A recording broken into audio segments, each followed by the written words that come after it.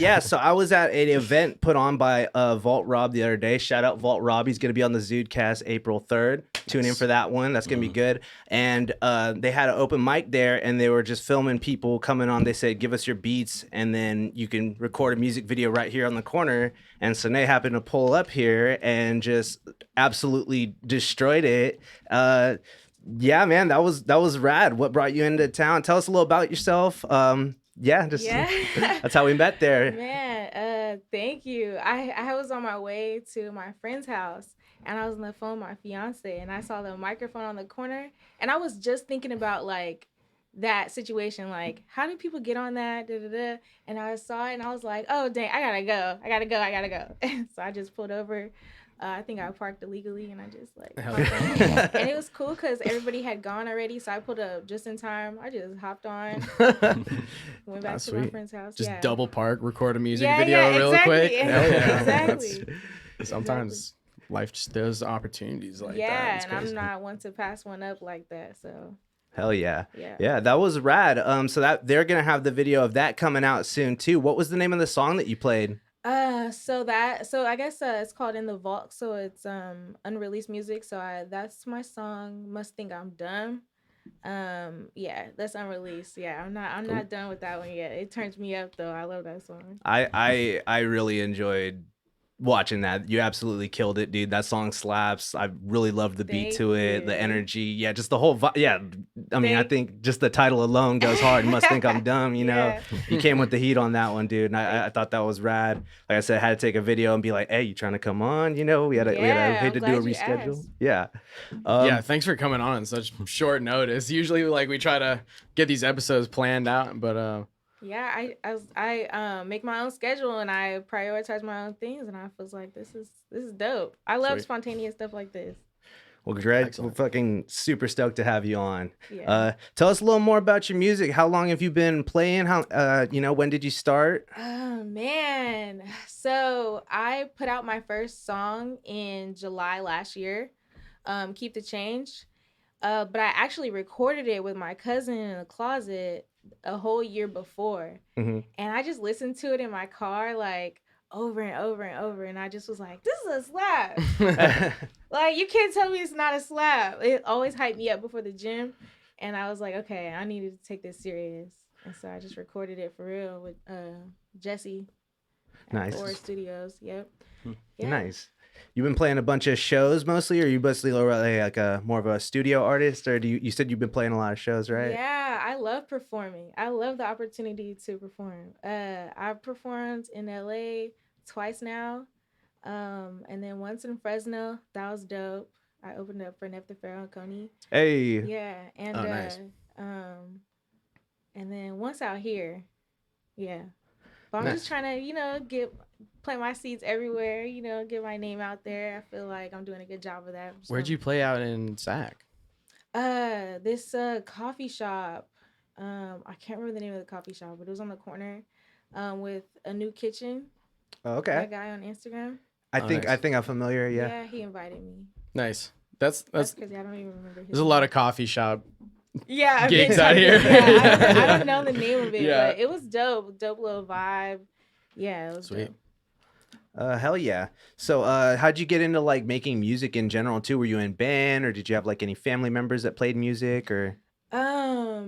No, I think my love for rap music came from my cousin. Like my older cousin Matthew, he just made like rap like look so fun. And like I just got into it through him and just like having a good time listening to music with my family. Yeah. Yeah.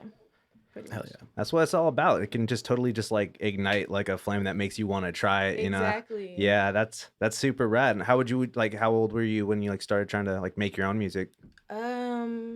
So I'll say I was always writing in my notes. I would say like the beginning of college.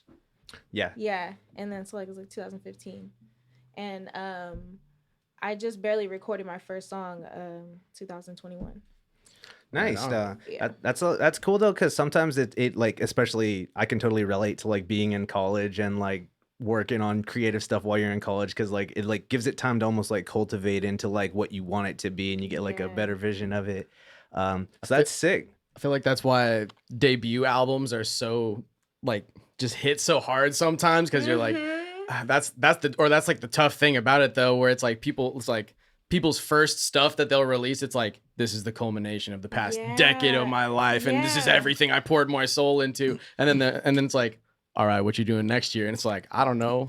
Yeah, because I feel like you can when you get to put like all your struggles and like all your hardships into like words, like into a song, and then I feel like after you've done that, now your life is good. Like you don't have anything to rap about. I feel like All right, finding that new like source of inspiration from like somewhere else, you know, whereas before, like when you're in like a situation where you almost can't like escape, and music becomes your escape or art becomes your escape, like yeah, so it's a trip though. Yeah, when you don't want to escape because your life is sick, then it's like, isn't that like kind of the fucked up thing about music and with comedy and stuff too, where it's like, man, this guy fell off once he started like living a normal life. Exactly. He's not funny anymore. He can't sing the blues. What is he like? There's no hardships, like, That's and it's like, funny you say it's that. almost like it's like a curse too, or like musicians are just, it's like, no, bro, you have to live like the shittiest lifestyle possible in order to keep being able to have material for more like sad songs or angry songs. It's like, no, it's like, it's fine to be normal. Sometimes when people like make music about like having it tough for too long, I'm like, you've been rich since you was like 16. Like, Right. Yeah, right. like life's been pretty good for you for some years. That's true. You have to like make the switch to be like, started from the bottom, now I'm here, like that Yeah. kind of Like then that. you're like, okay, now I'm here, from every album forward, now I'm here. Yeah, exactly. Nice. Yeah. What's like your that's a good kind of point to kind of like lead to my next question. What's like what do you draw from when you're writing like your lyrics and like coming up with song ideas? Like what are the main things you'd say are like your main inspirations for like ideas for songs and stuff? Hard times. Yeah. I was so inspired like working at my job, because I just hated it so much. Right. And I just had so much shit to talk. Like I hate like her. I have a diss track. I wrote a diss track. I don't know if I'm gonna put it out, but my friend, she man. want me to get that recorded. I love the idea of just diss tracks of just people that nobody really knows. Where it's like, listen up, Laura.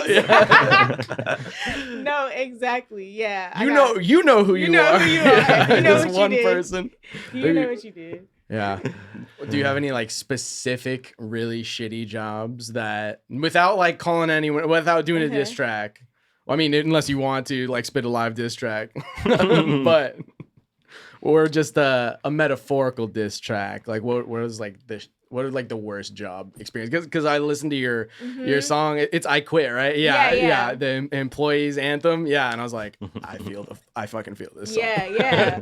That song, that came from just like realizing like, man, I'm giving my all at this job because I enjoy what I was doing. I was running the social media, and I enjoy that. So I'm like really giving 110%, working too hard, basically. Yeah. And for what I was getting paid, and I was just like, I could do this for myself. I really could if I just like went hard. Yeah. Right. If I put as much work in as a CEO did to build the job I was working for. For real. So I just was like, man, I could write about this.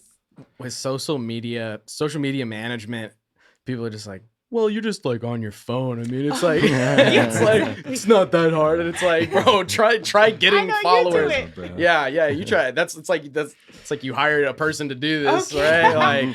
Like, yes, that's exactly right. That's exactly how I felt. Like I would take pictures of the rings because it was a jewelry store. oh, okay. And so I go outside and the sun is hitting and I'm taking my time, and they'd be like, "Could you be back in like 10 minutes?" I'm like, you're getting free photo shoots. Like I'm an artist at work 10 here, minutes? okay? This is my Exactly. craft. This is my What? perfection. Thank you. If I'm gonna do it, I'm gonna do it right.